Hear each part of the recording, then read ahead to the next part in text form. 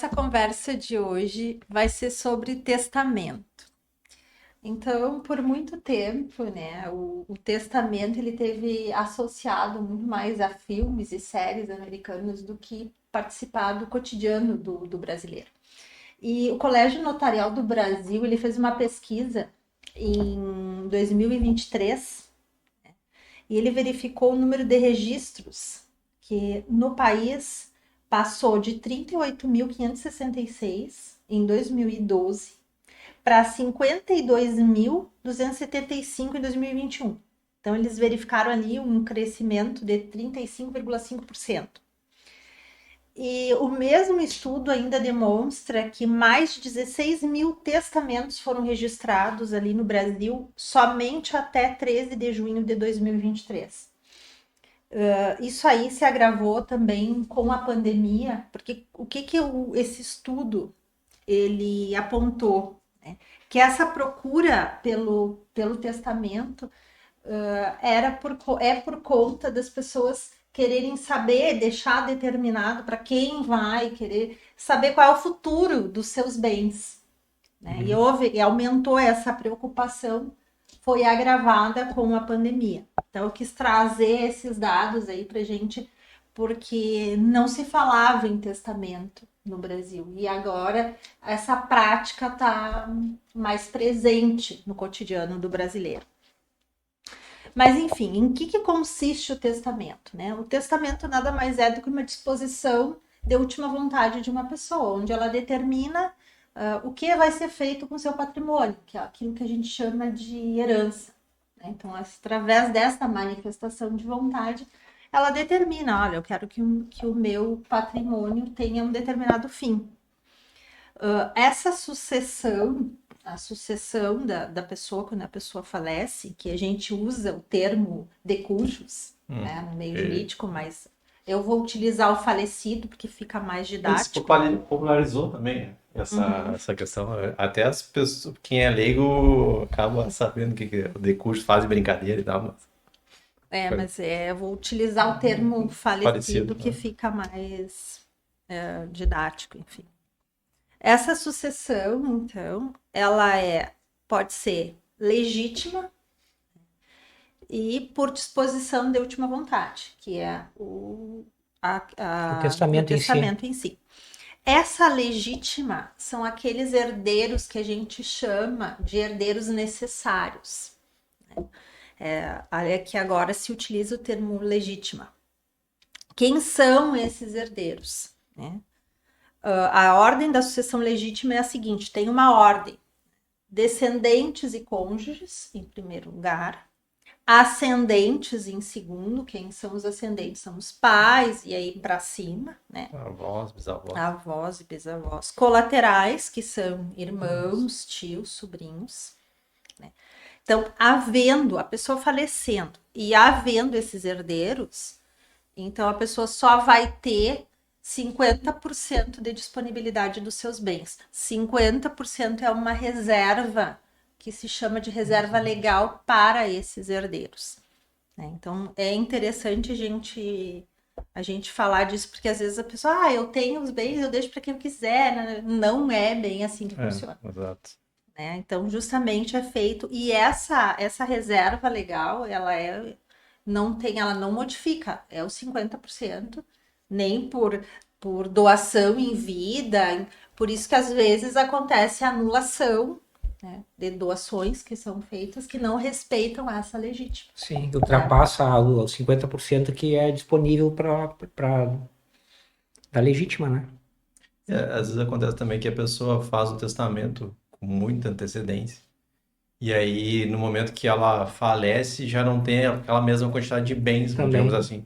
E aí tem essa mudança no que ultrapassa os 50%, digamos assim. Porque quando foi feito, ela tinha uma ideia do que ela tinha, os 100% de bens que ela tinha, mas quando faleceu, ela já desfez de alguns que, de repente, ela não destinou especificamente, né? Mas acabou se desfazendo. Eu acho que é interessante a gente também, assim, comentar, pelo menos o meu ponto de vista, que a principal característica, penso eu, que quem vai fazer um testamento, que é uma disposição de última vontade, é, de certa forma, ter tranquilidade. Primeiro que se cumpra, naquela parte que ele pode dispor, né, fora da legítima, a vontade da pessoa. Ter tranquilidade, eu quero deixar para o Joãozinho aquele bem e ter tranquilidade que aquele bem vai para o Joãozinho sem ter discussão de algum outro herdeiro, de uma coisa. Então, eu acho assim que a principal característica, penso eu, do ponto de vista de quem está fazendo testamento, é que seja respeitada aquela última vontade dele e que não, isso não acarrete brigas, que não tenha dúvidas, né? Acho, no meu ponto de vista, o mais importante de quem está fazendo o testamento, né? Sim, deixando claro que se não houver, né, Sim, os necessários, aí a legítima, então aí ele vai dispor da totalidade dos bens. sim. Sim, a única forma de ele poder dispor da parte livre, que são 50%, é através do testamento. Fora isso, não. Sim. Eu trouxe também aqui as características do testamento. Ele é um negócio jurídico unilateral. Por que unilateral? Porque é só feito por uma pessoa. Não existe um testamento em dupla, por exemplo. Um casal, por exemplo. Um casal, não. Pode até fazer o testamento individual. Sim, sim, mas não. Por ser unilateral. Ele é unilateral.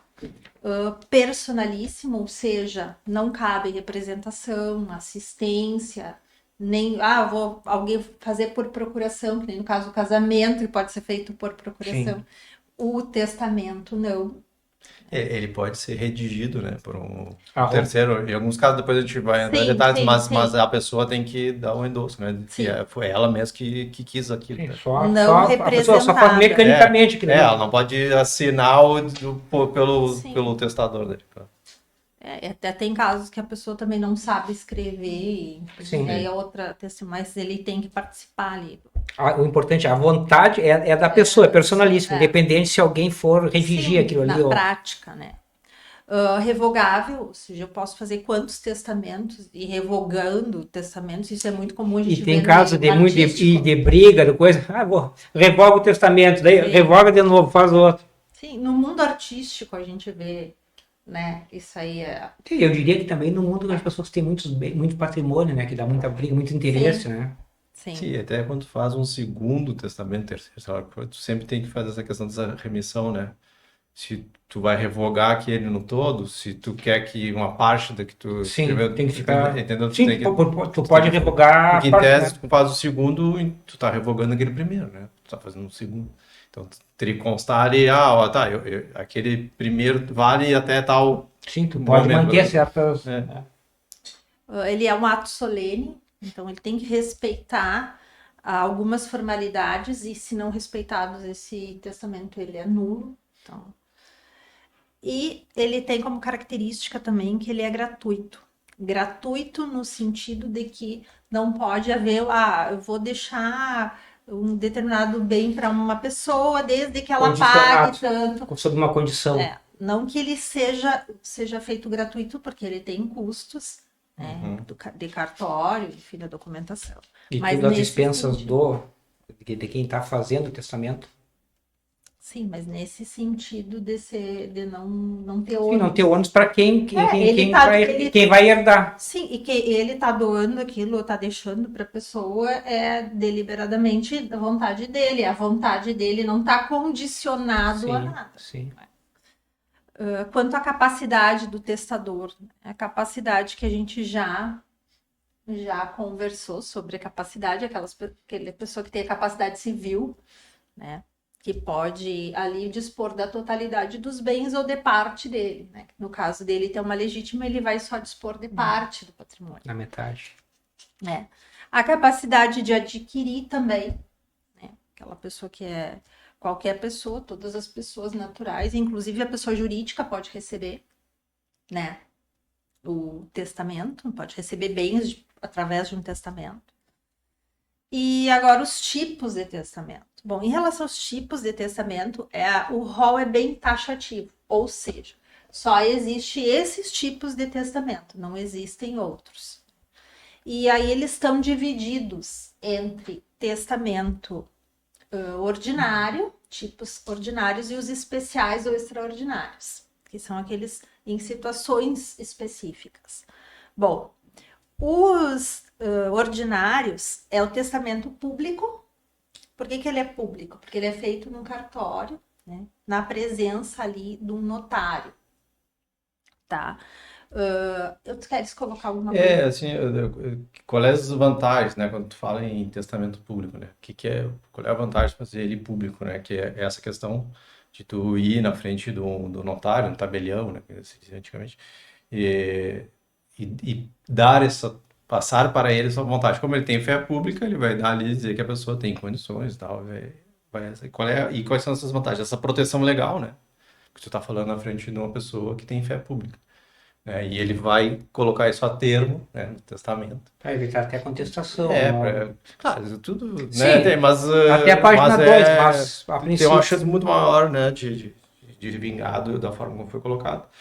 Também, claro, essa questão de evitar conflito, né, também é uma das ideias do testamento, é tu evitar o conflito de que as pessoas, os herdeiros, não fiquem brigando por o bem, do tipo, mas eu quero aquele, eu quero o outro e tal. Então tu já deixa meio que separado, ó, esse vai ficar com esse vai ficar com aquele, e tá. É o que o até então proprietário dos bens é que tá destinando. Então, é isso aí. Depois tem, é claro, ele vai tentar fazer uma distribuição justa, porque até quando tem essa questão dos herdeiros mesmo, né, ele não pode beneficiar em detrimento do outro, né? Então tem toda essa questão aí. Mas ele vai respeitar tudo isso aí. E vai. E depois até pode ser nomeado o que eles chamam de testamenteiro, né? Alguém que vai fazer valer, né, essa vontade aí, pelo menos em alguns aspectos que sejam. Então, basicamente isso. Tá? Só assim, como a gente está falando, para pessoas que são, pode ser leigas no termo, no assunto, que a gente falou da legítima e da outra metade que pode expor, quando no caso quem vai deixar os bens vai deixar só para os herdeiros os legítimos, né? Aí vai inventariar tudo, aí vai entrar toda... Sim. Não. Sim. E aí, sim, ainda, como faz, né, o testamento. Então, basicamente, claro, aí teria que ter, primeiro, a pessoa teria que ter capacidade, né, que é essa questão, né, de ser maior, ter discernimento, e tal. Vai escolher, então, um notário, né, vai lá no cartório de notas, ou tabelionato, para passar essa vontade, para dizer, né, qual é a vontade dela, de como vai ser feita essa divisão dos bens. Para ela, basicamente, precisa só ela ser identificada. Então, um RG ali que tem a foto tal, já seria o suficiente para passar isso, né? Só que, claro, aí vão pedir, ainda assim, a presença de duas testemunhas, né? Mesmo tendo fé pública. O fé pública vai pedir duas testemunhas daquilo que está acontecendo ali. Claro que daí não vai chegar ali e vai falar. Geralmente se faz uma reunião, né? Sim, geralmente é pré-agendado. Eles chega na hora, se deliberar um pouco, vai se conversar, até porque o notário ele vai ter que avaliar essa questão de quantos bens, né? Se tem herdeiros legítimos, né? Ele vai dar uma avaliada nessas questões, até para me direcionar a pessoa. Sim, alguma coisa que porventura não esteja de acordo com o que diz a lei, ele pode esclarecer para a pessoa ali, né? Isso, então vai ter tudo isso, não é uma coisa assim feita na correria. A redação ali no fim é feita pelo próprio notário, é ele que vai passar a termo, né, a vontade que a pessoa está ali falando para ele. E aí, claro, depois vai ser assinado esse termo, né, vai ser assinado tanto pelo testador, que é quem faz, quanto pelas testemunhas que estão ali e o próprio notário. E fica lá registrado no cartório notarial, que a gente diz, né? Você pode fazer uma pesquisa para ver se tal pessoa tem testamento, né? Então tem tudo certinho registrado, feito na frente de uma pessoa com fé pública. Sim, é um dado aberto, não é sigiloso. Qualquer pessoa pode dar um nome ali e saber se tem, pesquisar se é o testamento ou não, deixou o testamento ou não. Sim, se deixou o testamento ou não. Então, o próximo é o testamento cerrado, que é aquele testamento secreto. E aquele que aparece nos filmes, que a pessoa faz o testamento, bota lá a serinha e o carimbinho. E dá aquela cena de suspense, aquela música toda. Que é também chamado de testamento secreto. Bom, esse testamento ele só vai ter validade após a autenticação de um tabelião. Então, ele não tem o conhecimento diferente do público, que ele tem conhecimento do conteúdo do testamento. No testamento cerrado, não. Mas ele precisa igual, tá? Sim, Isso é importante a pessoa entender. O notário, ele tem acesso, ele sabe que tem aquele testamento, mas ele não sabe o mérito, o que vai ficar para quem não. Ele simplesmente, por isso que é cerrado. Por isso que é cerrado. O conteúdo permanece em sigilo até a morte do testador. Esse é o principal, talvez, do testamento cerrado, que é essa questão do total sigilo, né? Do que está de conteúdo. Porque tu vai precisar ali, tu vai passar ainda, né? Pelo notário, vai precisar de testemunhas, mas nenhum deles tem conhecimento do conteúdo, só o testador. Só o testador. Aí, assim, a gente pode, sobre isso, né? A gente pode falar assim, o que é a vantagem disso? Tá o custo, né? Claro, ali é um pouco menor, tal, porque tu vai fazer um documento particular, tá? E essa questão do total sigilo, né? Ninguém vai saber antes, para não... Porque às vezes acontece de a pessoa sabe como é que vai ser o testamento e já começa a brigar. Porque como a pessoa pode mudar, né? Até ela falecer, ela pode mudar o testamento dela, já começam às vezes os herdeiros brigar para ela mudar o testamento. Pressionar até. Porque o fulano foi beneficiado, o fulano não foi e tal, foi prejudicado e fica na... Então, tem essa vantagem. Não, ninguém sabe, só vão saber a hora que eu falecer. Então, é uma das vantagens. Das vantagens, sim. Mas tem todo esse passo a passo que é interessante a gente falar, né? Assim, então, quando tu vai fazer esse testamento, né? Ele pode ser tanto escrito, a pessoa pode ser de próprio punho, né? Ou fazer digitalizado, né? Hoje fazer no computador, mas claro, aí ele precisa que a pessoa rubrique lá, assim, todas as páginas, assim, no final, a última página, para ter certeza que realmente aquele era o conteúdo que ela dispunha. E aí, para isso, ele também tem que ser alfabetizado, né? Uma das características também que ele precisa ser uma pessoa alfabetizada.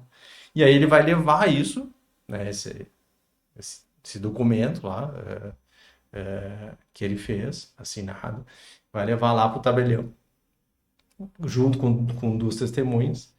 E aí lá, junto com o tabelião, as duas testemunhas, vai entregar esse documento e vai ser feito esse auto de aprovação, né? Que daí o tabelião vai colocar termo lá que está recebendo esse testamento cerrado. Né? Que está na presença de duas testemunhas, então faz esse terminho, mas lá não vai constar o que consta no documento, no testamento cerrado. Ele só vai constar que recebeu, que estava as testemunhas, era o fulano, Beltrano, né? E aí ele vai fazer esse auto, todo mundo vai assinar isso, né? Então tem esse procedimento, assim, digamos assim, para fazer. Né? Por isso que fala autenticado. Enquanto que o público ele é redigido lá no cartório e esse ele é só autenticado. Sim. É que nem quando a pessoa leva um documento, a cópia autenticada de um documento. O que ele autentica aqui? Aquele documento equivale ao apresentar, a cópia equivale ao que foi apresentado do documento. Não, se aquele documento é válido ou não. E ele vai ficar como depositário do documento, né? O notário. Sim, do testamento, né? Do testamento, no caso. Sim.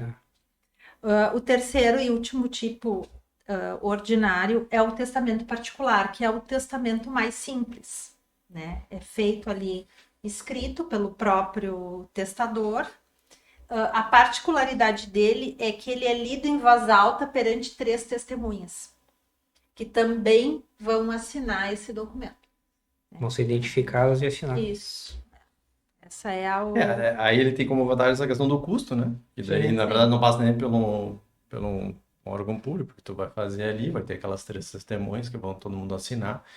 E ele tem um certo sigilo, porque quem vai saber, não tanto que nem um cerrado, mas tipo, o testador e as testemunhas sabem o conteúdo do testamento, né? Porque um dos critérios ali para valer, ele tem que ler, né, para as testemunhas que estão ali. E as testemunhas têm que saber, qual é o conteúdo, né? Não é só assinar, ele tem que saber que, então, como garantia se fez essa questão de que o testador ele teria que ainda ler, né, o que está escrito ali no documento para passar para as testemunhas que estão ali, né? Claro, daí como desvantagem teria essa questão de ser 3 testemunhas, né? Nos outros precisam 2, né? Você já precisa de uma testemunha a mais.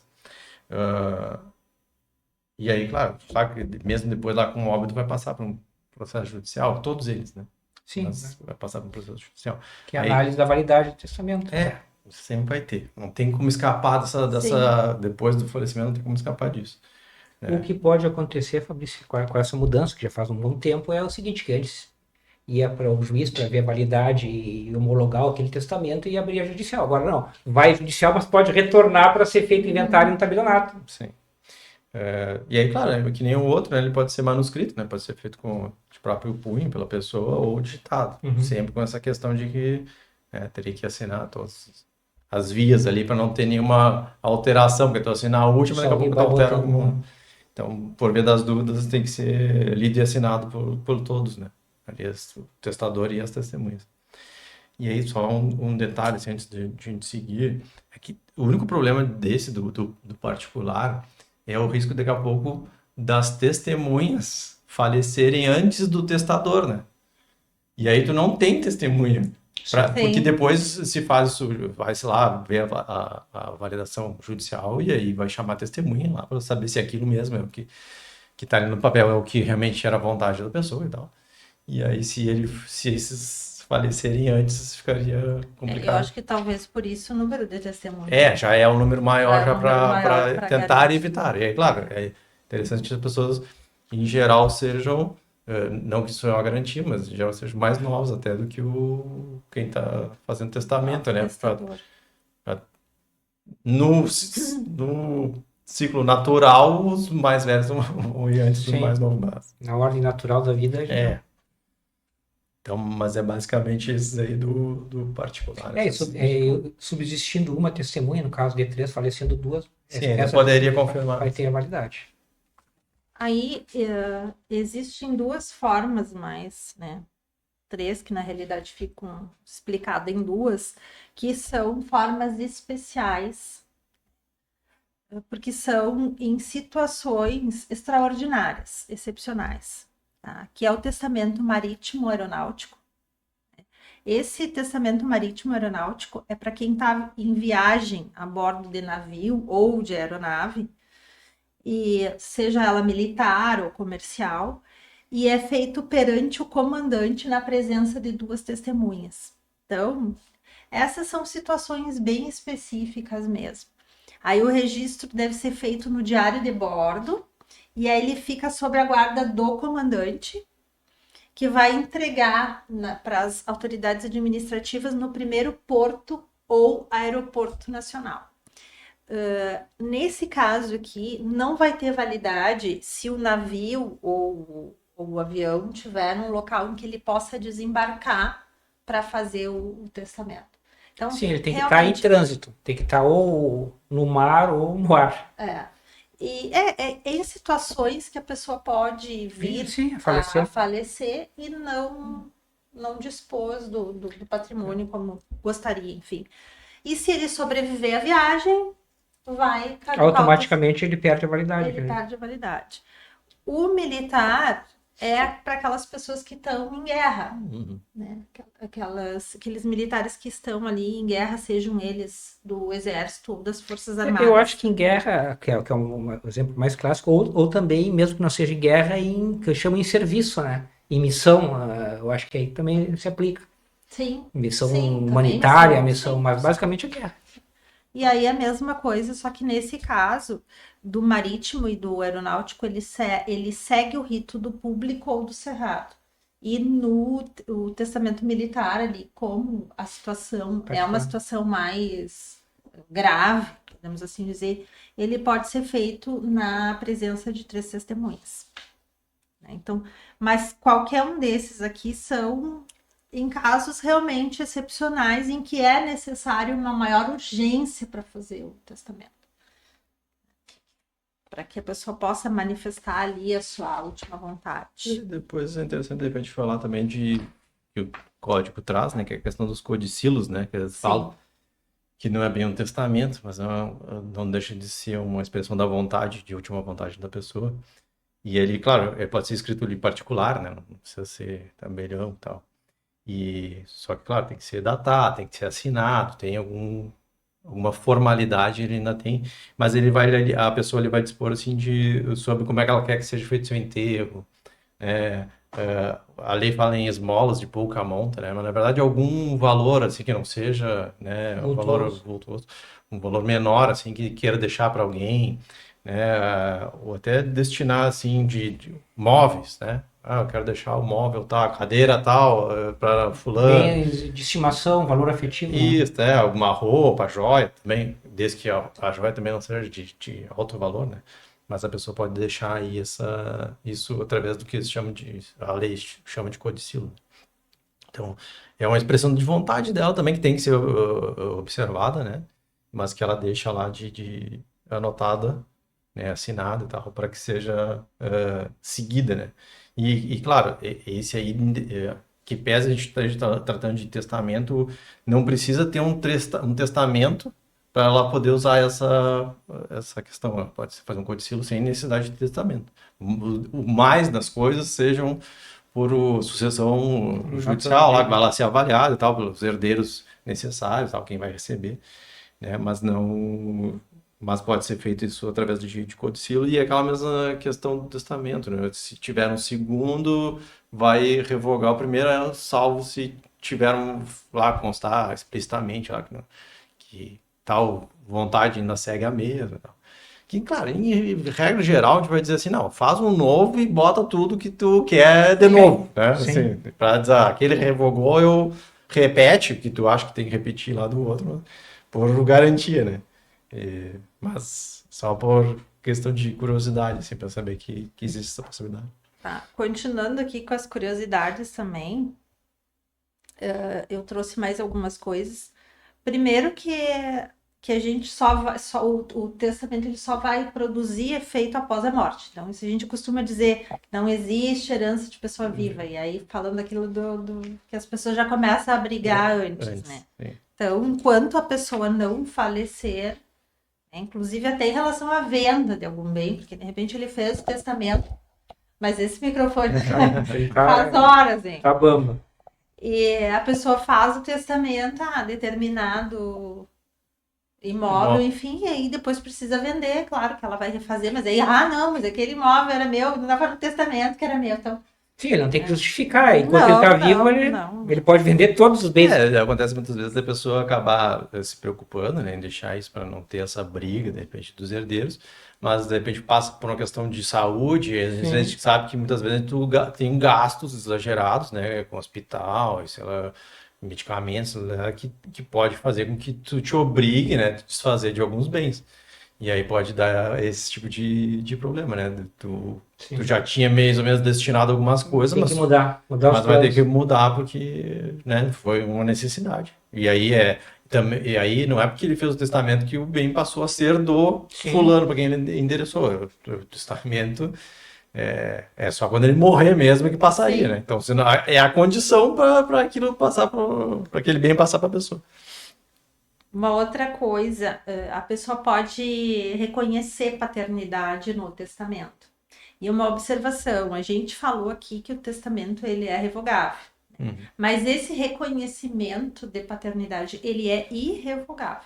Então, mesmo que se revogue o testamento, aquele reconhecimento Sim, no momento que continua tiver conhecimento, o teor é obrigado a fazer...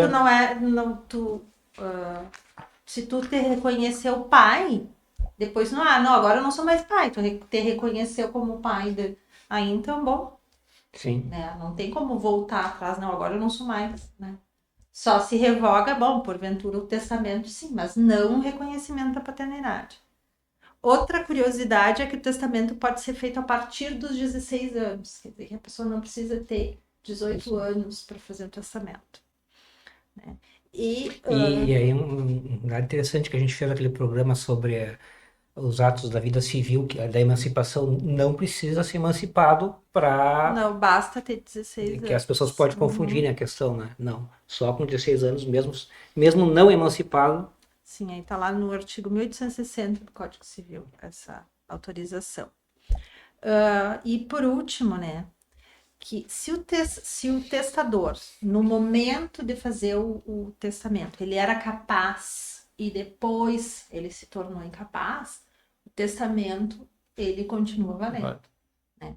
Porém, se ele faz quando faz, ele é incapaz, por alguma razão, se verificou que ele era incapaz ao tempo de fazer o testamento, e depois dele vir a se tornar capaz, E falece, não convalida o fato dele ter adquirido a capacidade ali posteriormente, Sim, o fato não por si só não- convalida o testamento. Ou seja, o que vale é a um capacidade dele no momento, No momento da expressão da vontade dele. Isso, exato. Então, da minha parte. É isso só aí. uma questão que talvez a gente não tenha tocado, a questão do que aí entrando um pouco na técnica, se chama de legatário, né? Que é aquela questão que legatário é aquele que recebe o bem, mas não necessariamente ele é um herdeiro Ele não necessário, né? tá. Ele não tá ali no rol que a lei diz que quem, né, determina quem são os herdeiros.